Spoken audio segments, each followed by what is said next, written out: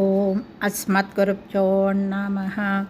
నేటి మంచి మాటలో ప్రపంచంలో విజయవంతమైన వ్యక్తుల యొక్క ముఖ్య లక్షణం ఏమిటో తెలుసుకుందామా?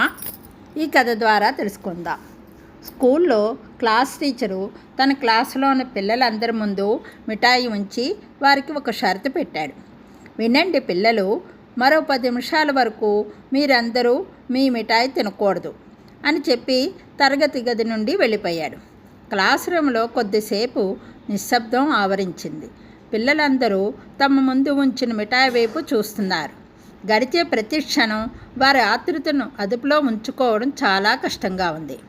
10 నిమిషాల తర్వాత టీచరు ఆ క్లాస్ రూమ్లోకి ప్రవేశించాడు. అతను పరిస్థితిని సమీక్షించాడు. మొత్తం క్లాసులో మిఠాయిలు తినని వారు 7 పిల్లలు ఉన్నారని కనుగొన్నాడు. మిగిలిన పిల్లలందరూ మిఠాయి తినివేసి దాని రంగు, రుచి గురించి గట్టిగా మాట్లాడుకుంటున్నారు. ఉపాధ్యాయుడు తన డైరీలో ఈ 7 పిల్లల పేర్లను రహస్యంగా నమోదు చేసి పాఠం ప్రారంభించాడు. ఈ ఉపాధ్యాయుడి పేరు వాల్టర్ మిషెల్. కొన్నాళ్ళ తర్వాత వాల్టరు తన డైరీని తెరిచి ఆ 7 పిల్లల పేర్లను బయటికి తీసి వారు ఇప్పుడు ఏం చేస్తున్నారు అనే సమాచారం తెలుసుకున్నాడు. ఆ 7 చిన్నారులు తమ తమ రంగాల్లో మంచి విజయాలు సాధించారని తెలుసుకున్నాడు. అదే తరగతికి చెందిన మిగిలిన విద్యార్థుల గురించి కూడా ఆరా తీశాడు.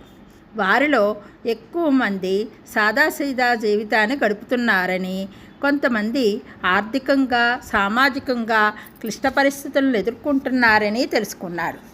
వాల్టరు తన పరిశోధనను ఈ ఒక్క వాక్యంలో ముగించాడు: కేవలం 10 నిమిషాలు కూడా ఓపిక పట్టలేని వ్యక్తి జీవితంలో ఎప్పటికీ పురోగమించలేడు.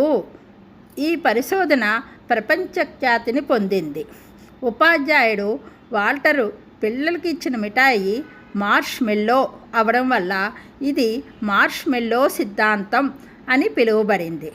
ఈ సిద్ధాంతం ప్రకారం ప్రపంచంలో అత్యంత విజయవంతమైన వ్యక్తులు ఎల్లప్పుడూ అనేక ముఖ్య లక్షణాలతో పాటు ఓర్పుని కూడా కలిగిన వారే అని